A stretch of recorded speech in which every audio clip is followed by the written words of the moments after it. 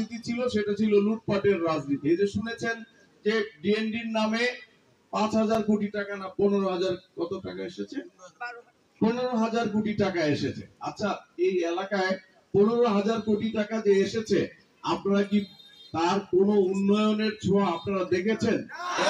1 ঘন্টা বৃষ্টি হলেই এই এলাকায় পানি, রাস্তাঘাটে পানি জমে যায়, ঠিক কিনা? তাহলে 15,000 কোটি টাকা কোথায় গেল? কিছু না কিছু উন্নয়ন তো আপনারা পাবেন, কিছু না কিছু উন্নয়নের ছোঁয়া তো আপনারা দেখবেন না? কাজেই এই যে তারা কি করেছে, সরকারি কোষাগারের টাকা, জনগণের ট্যাক্সের টাকা তারা উন্নয়নের নাম দিয়ে এনেছে, কিন্তু এনে সেই টাকা জনগণের উন্নয়নের জন্য, মানুষের এই যে দুঃখ কষ্ট লাঘবের জন্য তারা কাজ করে নাই। তারা একটু দেখানো কাজ করেছে, কিন্তু বাকি টাকা তারা কি করেছে, লুটপাট করেছে এবং এই টাকা তারা বিদেশে পাচার করেছে। এই কারণেই কিন্তু এই যে 5ই অগাস্ট যে বিপ্লব সংগঠিত হয়েছে, সেই বিপ্লবে যে সাধারণ মানুষ অংশগ্রহণ করেছে, সাধারণ ছাত্র জনতা অংশগ্রহণ করেছে, আর আমরা তো গত 15 বছরই রাজপথে থেকে তাদের বিরুদ্ধে, এই অন্যায়ের বিরুদ্ধে আমরা তো লড়াই সংগ্রামে আমরা অনেক জীবন দিয়েছি, জেল কেটেছি, আমরা মামলা খেয়েছি, বাড়িঘর ছাড়া থেকেছি। শুধু এই যে তারা যে লুটপাট করতো, অন্যায় করতো, মানুষকে কথা বলতে দিত না, মানুষের ভোটের অধিকার নিয়ে চিনিমিনি করতো, এই সকল অন্যায়ের বিরুদ্ধে আমরাই প্রতিবাদ করতাম। কিন্তু এই বছর এসে, গত 24-এর জুলাই মাসে এসে কি হলো, আমাদের সঙ্গে এসে যুক্ত হলো ছাত্ররা, আমাদের সঙ্গে আমাদের দাবি যে শেখ হাসিনাকে এই দেশ থেকে বিতাড়িত করতে হবে, শেখ হাসিনাকে ক্ষমতা থেকে নামাতে হবে। এই যে আমাদের যে দাবি, এই দাবির সঙ্গে এসে ছাত্ররা যুক্ত হয়ে গেল এবং আপনাদের মতো সাধারণ মানুষ যুক্ত হয়ে গেল।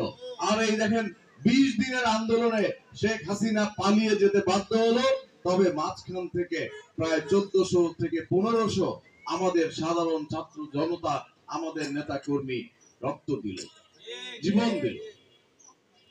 এই যে 1500 মানুষের জীবন দিতে হলো শেখ হাসিনাকে বিতাড়িত করার জন্য, এখন তাহলে জনগণ কি আশা করছে? এই যে আপনারা রক্ত দিলেন, জনগণ রক্ত দিল, ছাত্ররা রক্ত দিল, আবারও কি সেই রাজনীতি ফিরে আসুক? লুটপাটের রাজনীতি, চাঁদাবাজির রাজনীতি, মাদক ব্যবসার রাজনীতি, এগুলো ফিরে আসুক? এগুলো আপনারা চান? জনগণ এটা চায় না। এটাই আমাদেরকে তারেক রহমান সাহেব বলেছেন, জনগণ এই চাল নিয়ে পছন্দ করে না। এখন থেকে রাজনীতি হবে ভিন্ন, আমরা ঈদের মার্কেটে রাজনীতি হবে মানুষের উন্নয়নের রাজনীতি, এখন থেকে রাজনীতি হবে মানুষের ভাগ্য উন্নয়ন, এলাকার উন্নয়ন, মানুষের এই যে সকল সমস্যা, যেমন এই এলাকার সবচাইতে বড় সমস্যা জলাবদ্ধতা, এই জলাবদ্ধতা সমস্যার সমাধান, এখন থেকে রাজনীতি হবে এসব নিয়ে। নাকি আবারও ফিরে যাবেন সেই অন্ধকার যুগে? 15 বছর যা হয়েছে, ভূমিদস্যুতা, চাঁদাবাজি, লুটপাট, সেই যুগে আপনারা চলে যেতে চান? কেউ চায় না। আমরা এই আমাদের নেতা জনাব তারেক রহমান সাহেবের এই বার্তাটা আপনাদেরকে দিয়ে গেলাম এবং এই ঈদ উপহারও আপনাদেরকে দিয়ে গেলাম। এই ঈদ উপহার দিতে এসে সুযোগ হলো তারেক রহমান আগামী দিনে কিভাবে রাষ্ট্র পরিচালিত হবে সেই বিষয়ে আপনাদেরকে অবগত করার জন্য উনি কিছু দিক নির্দেশনা দিয়েছেন। উনি 31টি দফা দিয়েছেন যে আগামী দিনে যারা এই রাষ্ট্রের দায়িত্ব পাবে, জনগণ যাদেরকে ভোট দিবে এবং জনগণের ভোটে যারা সরকার গঠন করবে, তারা এই 31 দফার ভিত্তিতে, বিশেষ করে জনগণ যদি বিএনপি কে ভোট দেয় এবং বিএনপি যদি সরকার গঠন করে, তাহলে সেই সরকার কিভাবে পরিচালিত হবে, 31 দফার ভিত্তিতে বাংলাদেশকে একটি ন্যায় এবং মানবিক রাষ্ট্রে পরিণত করার জন্য এই 31 দফা জনগণের সামনে তিনি তুলে ধরেছেন।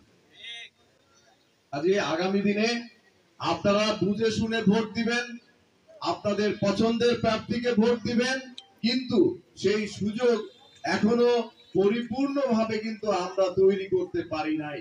এখনো নির্বাচনের তারিখ ঘোষণা হয় নাই। আজকে 7 মাস হয়ে গেল, 8 মাস চলছে।